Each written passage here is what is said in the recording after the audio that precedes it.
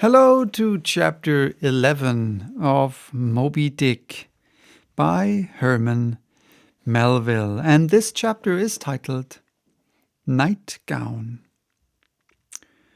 We had lain thus in bed, chatting and napping at short intervals, and Queequeg, now and then affectionately throwing his brown tattooed legs over mine, and then drawing them back. So entirely sociable and free and easy were we when, at last, by reason of our confabulations, what little nappishness remained in us altogether departed, and we felt like getting up again, though daybreak was yet some way down the future. Yes, we became very wakeful, so much so that our recumbent position began to grow wearisome, and by little and little we found ourselves sitting up, the clothes well tucked around us, leaning against the headboard, with our 4 knees drawn up close together, and our 2 noses bending over them, as if our knee pans were warming pans. We felt very nice and snug, the more so since it was so chilly out of doors.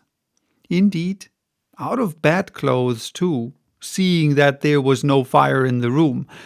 The more so, I say, because truly to enjoy bodily warmth, some small part of you must be cold, for there is no quality in this world that is not what it is merely by contrast. Nothing exists in itself. If you flatter yourself that you are all over comfortable and have been so long time, then you cannot be said to be comfortable any more. But if, like Queequeg and me in the bed, the tip of your nose or the crown of your head be slightly chilled, why then, indeed, in the general consciousness you feel most delightfully and unmistakably warm. For this reason, a sleeping apartment should never be furnished with a fire, which is one of the luxurious discomforts of the rich. For the height of this sort of deliciousness is to have nothing but the blankets between you and your snugness, and the cold of the outer air. Then there you lie like the one warm spark in the heart of an Arctic crystal. We had been sitting in this crouching manner for some time, when all at once I thought I would open my eyes, for when between sheets, whether by day or by night, and whether asleep or awake, I have a way of always keeping my eyes shut in order the more to concentrate the snugness of being in bed. Because no man can ever feel his own identity aright, except his eyes be closed, as if darkness were indeed the proper element of our essences, though light be more congenial to our clayey part.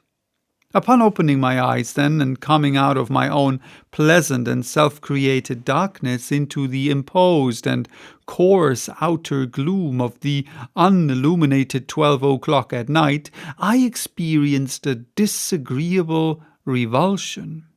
Nor did I at all object to the hint from Queequeg that perhaps it were best to strike a light, seeing that we were so wide awake, and besides, he felt a strong desire to have a few quiet puffs from his tomahawk.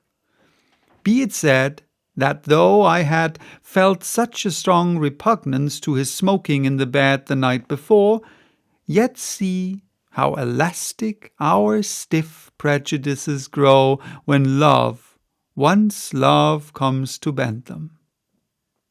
For now I liked nothing better than to have Queequeg smoking by me, even in bed, because he seemed to be full of such serene household joy then. I no more felt unduly concerned for the landlord's policy of insurance. I was only alive to the condensed, confidential comfortableness of sharing a pipe and a blanket with a friend. While our shaggy jackets drawn about our shoulders, we now passed the tomahawk from one to the other, till slowly there grew over us a blue hanging tester of smoke, illuminated by the flame of the new lit lamp. Whether it was that this undulating tester rolled the savage away to far distant scenes, I know not, but he now spoke of his native island, and, eager to hear his history, I begged him to go on and tell it. He gladly complied, though at the time I but ill comprehended not a few of his words, yet subsequent disclosures, when I had become more familiar with his broken phraseology, now enable me to present the whole story such as it may prove in the mere skeleton I give. So, that was chapter 11. Bye-bye till tomorrow with chapter 12.